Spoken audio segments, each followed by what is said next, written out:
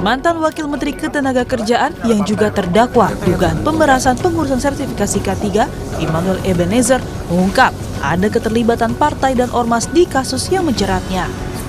Hal ini disampaikan Noel sebelum menjalani sidang lanjutan di Pengadilan Tipikor Jakarta. Noel memberi clue partai yang diduga menerima aliran dana dalam permainan kasus pemerasan pengurusan sertifikasi K3 di Kemenaker adalah partai yang menggunakan huruf K pada nama parpolnya. Ya, pakai warna dulu. Partai dulu deh, Tipis-tipis bang. Ormasnya dulu ya. Ya, boleh. Apa tuh? Ormasnya yang jelas tidak berbasis agama. Oke. Kedua, partainya ada huruf K-nya. Itu dulu ya, clue-nya ya. PKS bang. Enggak, saya nggak mau nyebutin dulu. Ada huruf K-nya. Warnanya K-nya di mana bang? Mana di Boleh tengah tahu bang? dong. Terlibat di kasus ini atau seperti apa bang, ormas dan partainya? Alirannya, bukan terlibatnya, alirannya. Oh berarti masuk ke aliran ormas sama partai ya bang? Ya. Terkait kasus dugaan pemerasan dan gratifikasi pengurusan sertifikasi K3 di Kemenaker, salah satu saksi yakni Nila Pratiwi Ihsan sebagai subkoordinator bidang penjaminan mutu lembaga K3 di Kemenaker dalam persidangan tersebut mengakui telah menerima jatah uang tersebut. Nila bilang tidak mencatat jumlah yang diterima, namun dirinya menerima uang non-teknis dari pengurusan sertifikasi tersebut. Ya, bisa saya jelaskan berapa total uang yang diberikan terdakwa Temurila ini atau PT Kem Indonesia ini ke rekening penampungan saudara? Izin Pak, saya tidak mencatat jumlah Tidak uang pernah. yang tidak pernah. Nanti kami perlihatkan itu rekening itu ya. Berarti ada ya ke rekening dari PT Kem Indonesia terkait dengan sertifikasi lisensi K3 ya. Baik. Untuk proses penerbitan sertifikat, jika ada yang memberikan, nanti diterima saja, tapi kalau tidak ada, tidak usah dipaksa. Gitu ya. Romawati ini uang yang saya terima tiap bulan dari tahun 2021 sampai 2025 itu. Iya, karena saya hanya menjalankan arahan dan kalaupun nanti saya sampaikan, itu yang saya khawatirkan akan mempengaruhi hubungan atau relasi dengan atasan ataupun dengan rekan kerja, Pak. Sebelumnya, Noel didakwa melakukan pemerasan pengurusan sertifikasi K3 bersama sejumlah ASN di Kemenaker. Dalam dakwaan jaksa, Noel disebut meminta jatah senilai 3 miliar rupiah. Selain itu, dalam dakwaan jaksa, para terdakwa juga memaksa para pemohon sertifikasi dan lisensi K3 memberikan sejumlah uang. Tim Liputan, Kompas TV.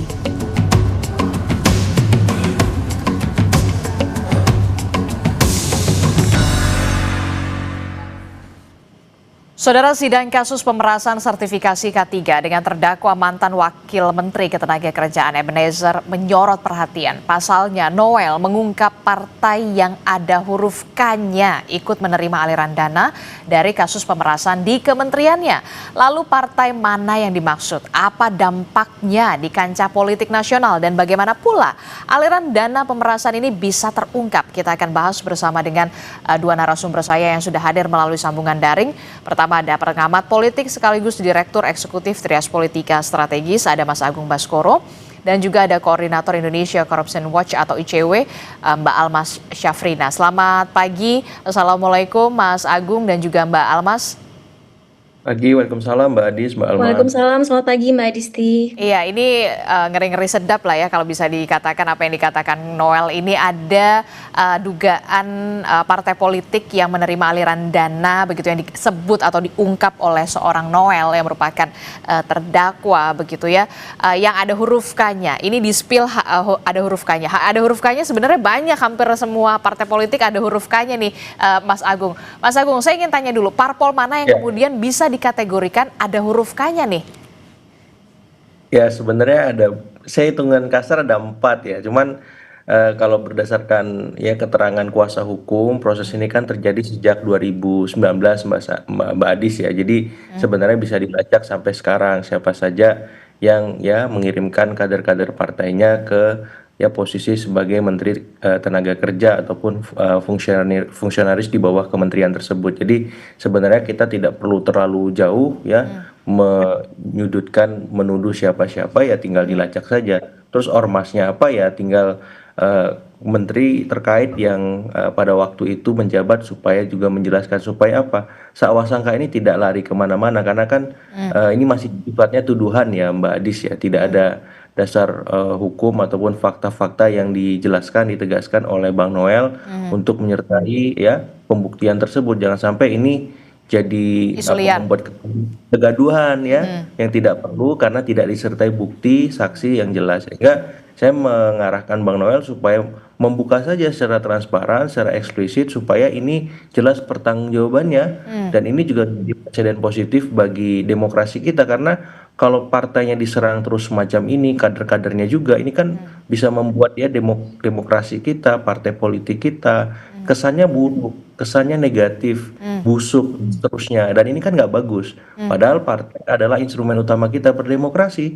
Seperti itu. Jadi ya saya berharap pihak-pihak yang dituduh, yang dituding oleh Bang Noel juga harus bersiap untuk memberikan pernyataan publiknya supaya apa? Supaya jelas ujung dari semua ini seperti itu. Oke, kalau menurut Mas Agung daripada membuat kegaduhan saja lebih baik dibuka secara terang benderang Bung Noel sebagai terdakwa kalau bisa juga membuktikannya di persidangan. Bagaimana pandangan ICW soal pernyataan Noel ini?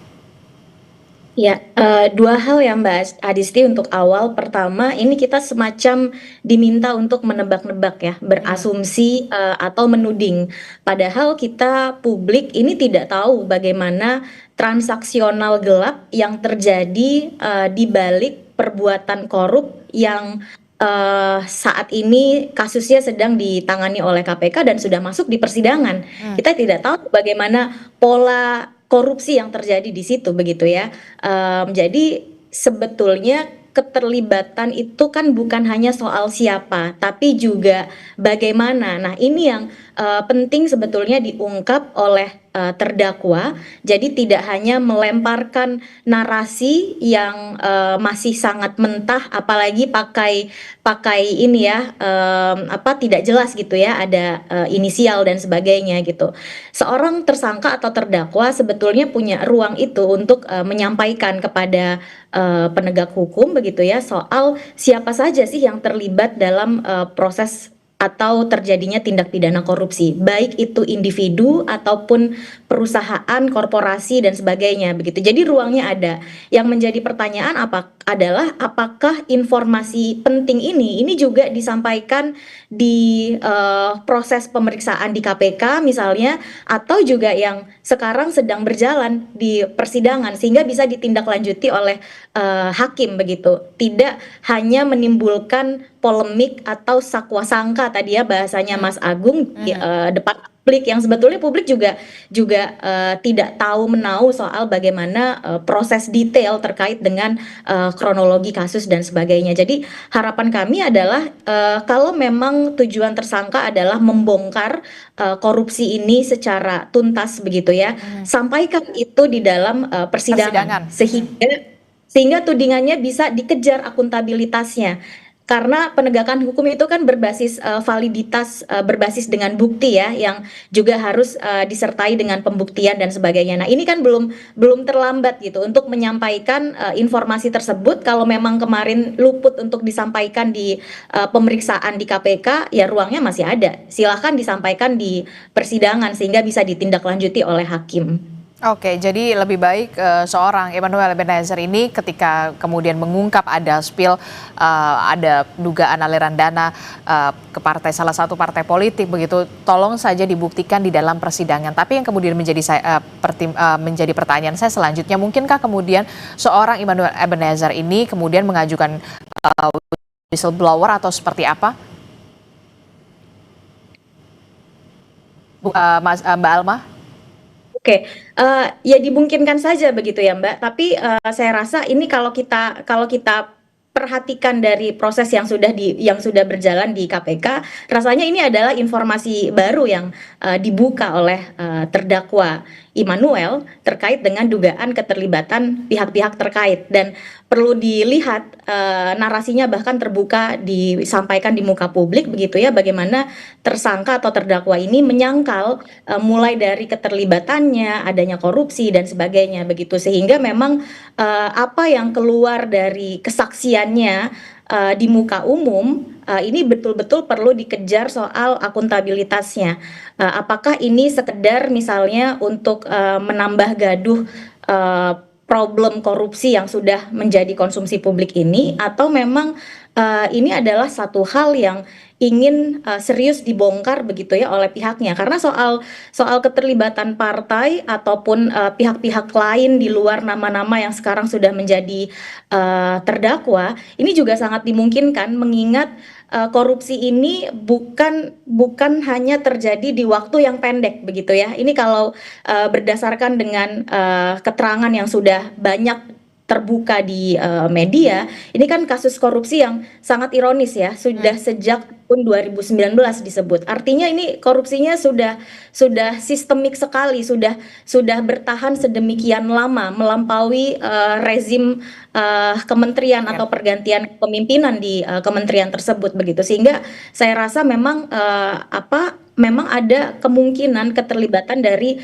pihak-pihak lain, tidak hanya yang sekarang sudah ditetapkan sebagai tersangka. Tapi lagi-lagi ini semestinya tidak hanya menjadi teka-teki publik, tapi menjadi satu fakta baru di muka persidangan yang seharusnya bisa ditindaklanjuti oleh hakim. Misalnya nanti hakim memerintahkan KPK untuk menelusuri dugaan keterlibatan dari pihak-pihak lain tersebut dan sebagainya.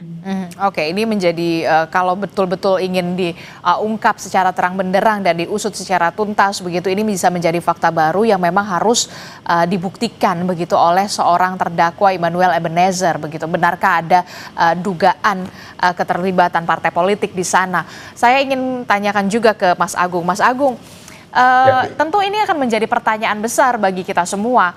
Kenapa baru sekarang Noel mengungkap atau men-spill ada dugaan keterlibatan partai politik, bahkan di spill inisialnya ada huruf K-nya di sana? Iya, saya kira kemarin saat pertama kali ditangkap kan Bang Noel sempat ya meminta dalam tanda petik ya amnesti atau abolisi, Mbak Adis ya. Jadi ketika ditangkap itu dulu yang beliau ingat, karena waktu itu Presiden baru saja memberikan kepada Mas Tom Lembong abolisi, kemudian Pak Hasto amnesti. Tapi kan kemudian respon dari Pak Presiden waktu itu langsung memecat beliau dari Wamen, kemudian juga sebagai kader Gerindra. Nah, saya kira arahan semacam ini, manuver tajam Bang Noel ini ya sedikit banyak ingin ya meringankan hukuman yang diberikan kepadanya. Yang pertama dibaca semacam itu. Yang kedua juga bisa dibaca bahwa ya beliau memang punya niatan untuk membuka tabir gelap ya, proses transaksi gelap yang selama ini terjadi di Kementerian Tenaga Kerja semacam itu dengan pemberian izin K3 semacam itu. Dan ini memang menegaskan juga satu hal bahwa kader-kader partai ya, walaupun kita sering mengatakan oknum, itu seringkali dijadikan ya ATM politik, Mbak Adis ya.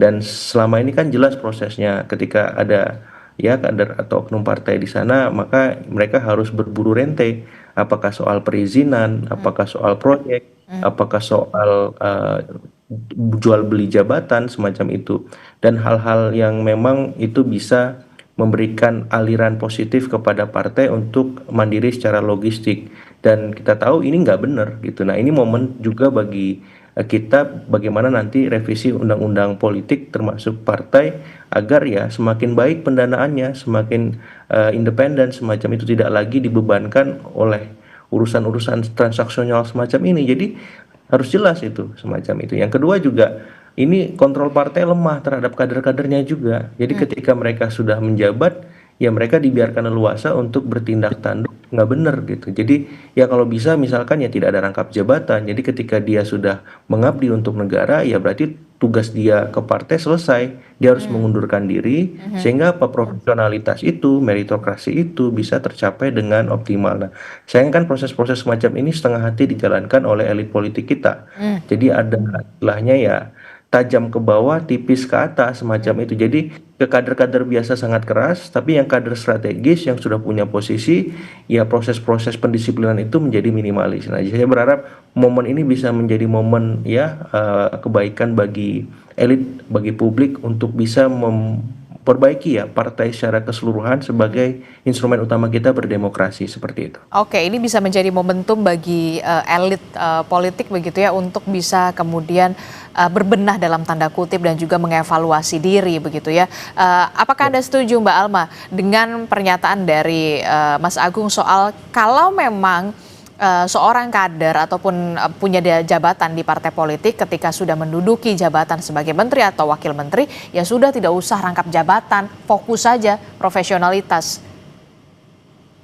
Iya, sebetulnya memang sulit dielakkan ya ketika partai ikut bersusah payah dalam proses dukung-mendukung di pemilu, misalnya di pemilu presiden begitu, memang praktiknya selama ini ya benefit yang diberikan kepada partai politik itu adalah jatah jabatan menduduki posisi kementerian dan lain-lain begitu. Dan di sisi lain kita tahu partai politik ini kan punya masalah ya. Salah satu masalahnya adalah terkait dengan pendanaan, Mbak Adisti, di mana partai krisis pendanaan secara legal gitu ya, karena sumber pendanaan yang sah menurut undang-undang partai politik ini kan sangat terbatas, sangat sulit dikumpulkan oleh partai politik, sehingga memang selama ini partai politik mengumpulkan dana-dana yang salah satunya adalah menitik beratkan pada peran atau kontribusi dari kadernya.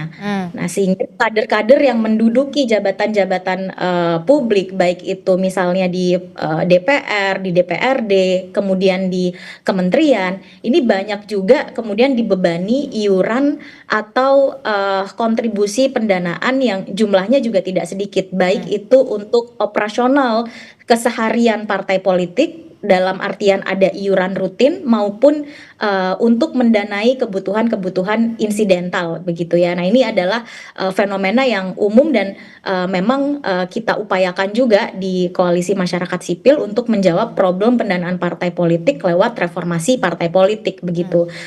Disayangkannya memang itu tadi ya, karena ada resiko soal korupsi yang cukup besar, salah satunya dikarenakan ada beban soal kontribusi atau pendanaan partai politik. Memang idealnya ketika seorang kader sudah menduduki posisi sebagai menteri, ya kader tersebut dinonaktifkan dulu sebagai pengurus strategis di satu partai politik. Tapi fenomena yang kita lihat kan justru ketua umum partai politik juga merangkap sebagai seorang menteri dan sebagainya. Nah, di sini yang kemudian memperbesar resiko itu, Mbak Adisti, sehingga rasanya memang ketika kementerian itu diisi oleh kader-kader partai politik, apalagi kader tersebut bukan sekedar kader biasa tetapi mempunyai posisi yang sangat strategis di partai politik, memang upaya proteksi atau pencegahan korupsinya itu perlu dikencangkan lagi begitu ya, meskipun secara teori memang atau secara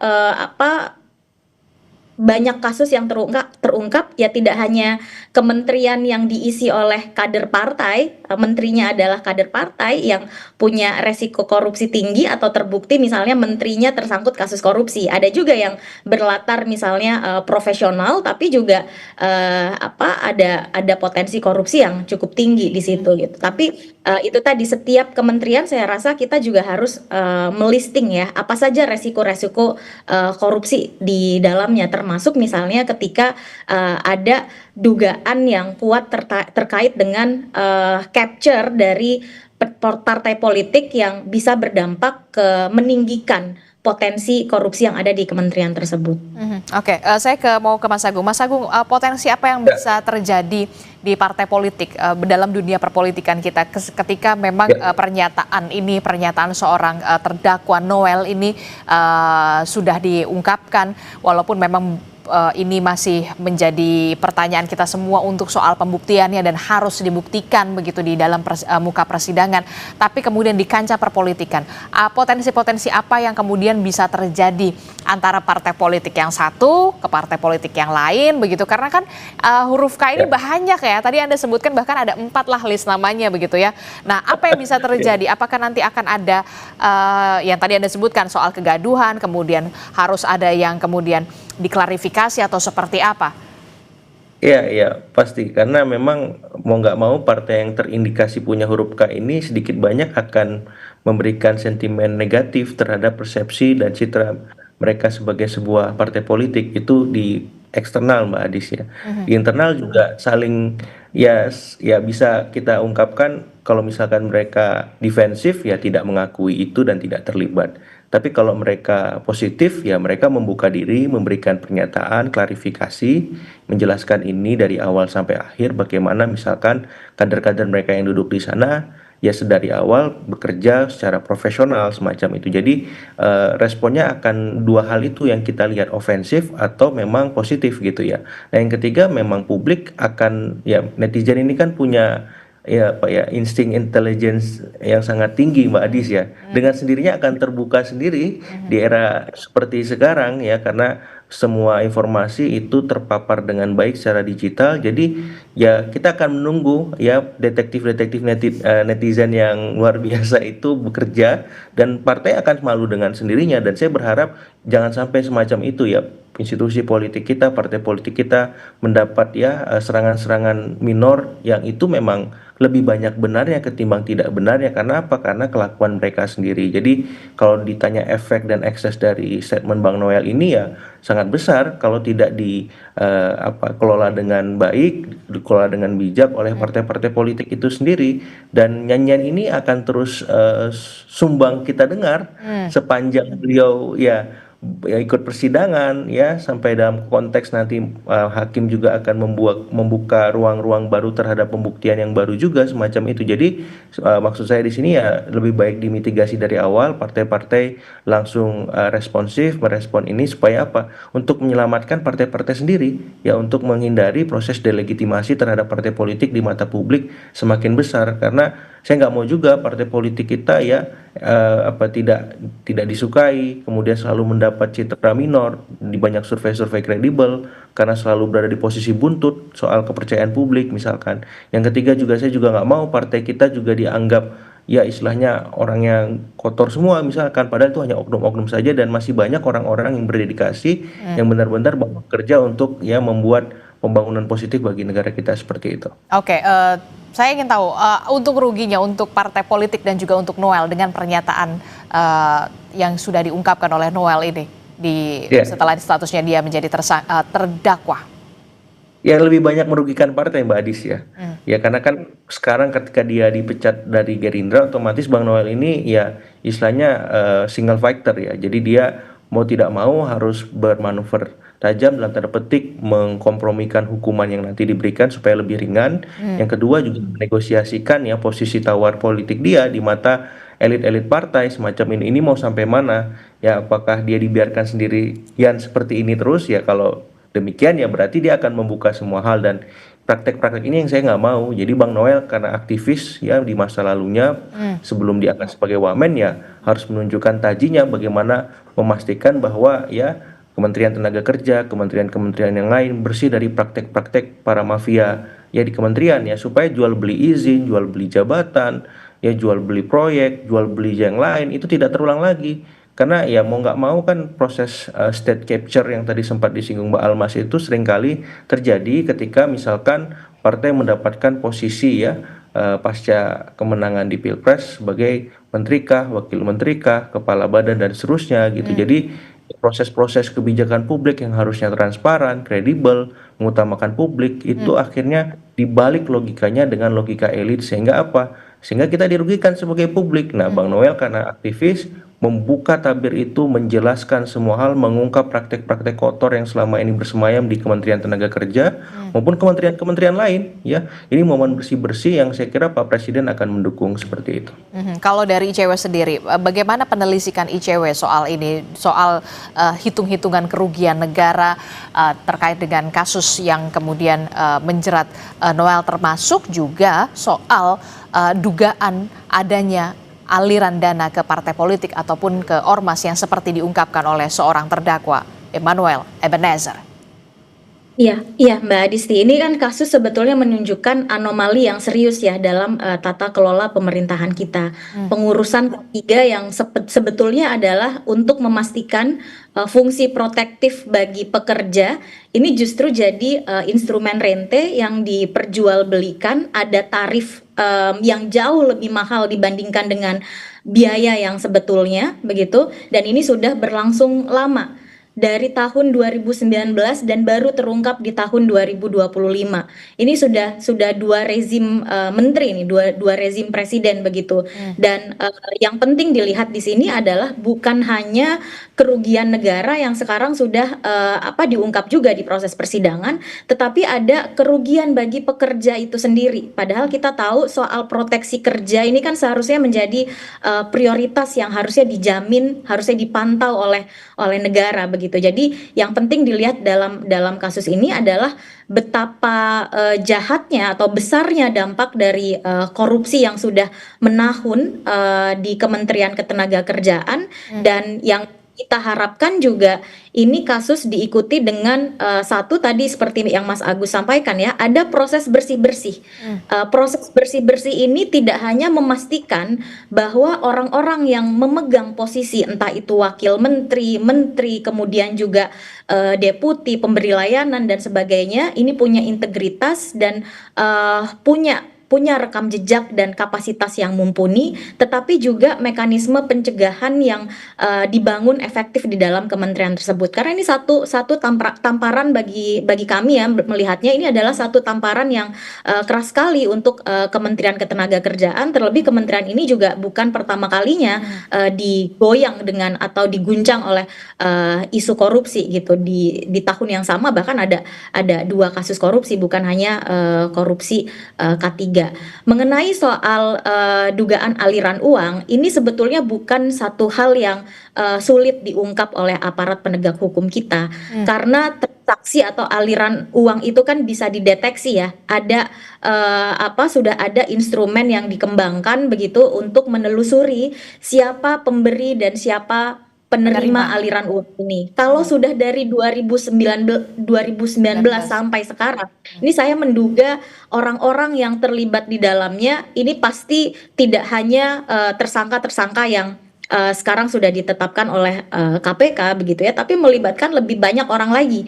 Bahkan mungkin di dalamnya sudah ada pergantian personil orang yang punya wewenang atau jabatan di kementerian tersebut dan sebagainya. Nah, ini yang penting untuk diungkap juga oleh KPK. Jadi kami juga menunggu KPK melakukan membongkar kasus ini dengan setuntas-tuntasnya, termasuk juga menelusuri setiap pihak, baik itu individu ataupun misalnya lembaga begitu ya, yang diduga atau disebut-sebut terlibat dalam kasus korupsi ini. Dan soal aliran uang ya balik lagi tadi ya, itu sesuatu yang sangat mudah untuk dideteksi atau ditelusuri alirannya. Oke, di satu sisi memang di satu sisi ini bisa jadi dikatakan manuver seorang terdakwa Emmanuel Ebenezer untuk bisa mengurangi hukuman dia ketika kemudian bisa membongkar kotak Pandora yang selama ini belum bisa diungkap sejauh ini, termasuk juga ini menjadi PR tersendiri bagi aparat penegak hukum, termasuk juga PPATK di sana untuk bisa menelisik adakah benarkah ada dugaan aliran dana yang kemudian seperti yang diungkapkan oleh Noel untuk ke partai politik, bahkan di spill hurufnya inisialnya adalah K, kemudian ini menjadi perhatian kita bersama begitu ya. Nah, terakhir saya ingin tahu untuk 3 poin krusial dari sisi politik, Mas Agung, apa yang bisa dimitigasi atau bisa dievaluasi dari kejadian Noel ini? Ya, saya berharap memang ada revisi undang-undang paket politik kita, Mbak Adis ya, soal utamanya pendanaan partai politik. Sehingga ketika seorang kader partai itu diberi jabatan publik, ya dia memang fokus untuk melaksanakan pelayanan publik ya, mengabdi kepada masyarakat kita. Jadi tidak dibebani untuk mencari ya uang, mencari pendanaan untuk memenuhi logistik partai. Jadi ini momen yang pas, momen krusial karena kita kemarin berdebat tidak dengan produktif ya ketika ada pembahasan soal ya revisi pilkada melalui DPRD. Ya ini lebih pokok ini. Pokok masalahnya di partai politik, bukan di rakyat, bukan di mana-mana semacam itu. Jadi ini moment of truth ya, reformasi partai politik ya, soal apapun tentang partai, soal fungsi-fungsinya dan utamanya soal pendanaannya. Nah, yang kedua, saya melihat juga ya momen ini juga bisa dijadikan ya bagi partai untuk ya menjelaskan posisinya ketika misalkan dia mengirimkan kader-kader terbaiknya di jabatan-jabatan publik. Artinya apa? Fungsi kontrol partai itu melekat dan kuat. Ya sehingga jelas pemisahannya. Jadi bukan berarti ketika partai mendapatkan jatah dari koalisi dari presiden itu selesai, tidak ada kontrol lagi ya. Kalau memang kadernya diduga bermasalah ya ditarik, diganti gitu. Jangan dipertahankan, jangan dibiarkan hingga ya menahun kan dari 2019 sampai sekarang. Ya berarti kan ini ya dibiarkan akut, dibiarkan terus terjadi semacam itu. Jadi saya berharap fungsi kontrol partai itu terjadi dan publik ya bisa punya harapan walaupun sedikit, tapi sedikit demi sedikit lama-lama kan bisa besar gitu. Dan harapannya partai bisa menopang ya demokrasi kita, politik kita dengan sehat dan optimal. Nah, yang ketiga soal perburuan rente state capture ini. Jadi saya mengapresiasi kerja-kerja KPK, kerja-kerja kepolisian, kejaksaan dan diteruskan. Dan saya berharap majelis hakim memberikan hukuman setimpal ya. Dan ini bisa jadi arahan juga ya kalau memang ada partai ataupun dalam tanda petik ormas yang terlibat dalam kasus ini sebagaimana dugaan Bang Noel ya, ya maaf dibubarkan Mbak Adis. Sanksinya harus jelas. Kalau koruptor dimiskinkan semacam itu. Jadi apa? Ini ada efek jera gitu. Ini ada efek pukul yang sangat kuat bagi siapapun yang melakukan kesalahan semacam ini, nggak ada ampun semacam itu. Oke, terakhir untuk Mbak Alma, apa yang ingin Anda sampaikan soal 3 poin krusial yang bisa dipelajari dari kasus Noel ini? Ya, satu kita melihat betapa rentannya satu kementerian itu terkait dengan kasus korupsi yang polanya sama begitu ya, target atau objek korupsinya sama bisa bertahan sampai bertahun-tahun. Ini kan juga membuat kita publik bertanya-tanya ya, bagaimana mekanisme kontrol, mekanisme pengawasan internal yang ada di kementerian tersebut. Padahal kementerian atau setiap bahkan di pemerintah daerah ini kan punya pengawas internal ya, ada yang namanya Irjen, sehingga di sini iya inspektorat. Jadi yang kita pertanyakan juga bagaimana sebetulnya sistem pengawasan internal itu bekerja di kementerian tersebut. Nah, ini yang seharusnya ke depan diperkuat oleh Kementerian Ketenagakerjaan karena publik sudah melihat ada korupsi yang berulang kali dilakukan di kementerian tersebut dan ini adalah satu pukulan telak begitu. Kemudian yang kedua Mbak Adisi, saya setuju sekali dengan tadi yang disampaikan oleh Mas Agung soal pentingnya menjaga agar kementerian atau institusi negara yang kita tahu mengemban pengelolaan anggaran negara yang sangat besar, punya fungsi pelayanan publik yang besar juga di kementerian ini misalnya terkait dengan pelayanan K3, ini dijaga agar tidak terjadi state capture gitu ya. Bagaimana menjaganya? Satu adalah memastikan bahwa menteri atau wakil menteri, kepala lembaga begitu ya, memimpin kementerian atau lembaga ini bersih dari segala resiko melakukan korupsi. Satu tadi itu soal rangkap jabatan begitu ya. Kemudian yang kedua adalah memastikan yang mengisi adalah yang punya rekam jejak integritas yang bagus begitu. Ya, nah yang ketiga ini adalah proses penegakan hukum yang sekarang sedang berjalan di persidangan begitu. Kami berharap sekali ini tidak hanya menguap di ruang publik menjadi polemik dan jadi tebak-tebakan siapa nih partai yang ada huruf K-nya yang kira-kira tapi harus ada pembuktian di sana di persidangan. Tapi diungkap. Karena ini kita juga melihat Immanuel Ebenezer ini menjadi tidak jelas ya, dalam artian ini sebenarnya dia sedang mau berperan sebagai apa? Pengungkap kasus gitu ya, ingin membongkar Atau betul hanya sekedar korupsi nyanyian yang membuat gaduh saja begitu ya. Nanti ini benar-benar harus diungkap dan dibuktikan di persidangan itu, nanti kita akan tunggu Iya, bagaimana betul. pengungkapannya di persidangan. Terima kasih Mbak Alma dari ICW dan juga Mas Agung Baskoro juga terima kasih sudah memberikan perspektifnya dari sisi politik. Terima kasih Mas Agung dan juga Mbak Alma. Sehat selalu. Assalamualaikum. Selamat pagi.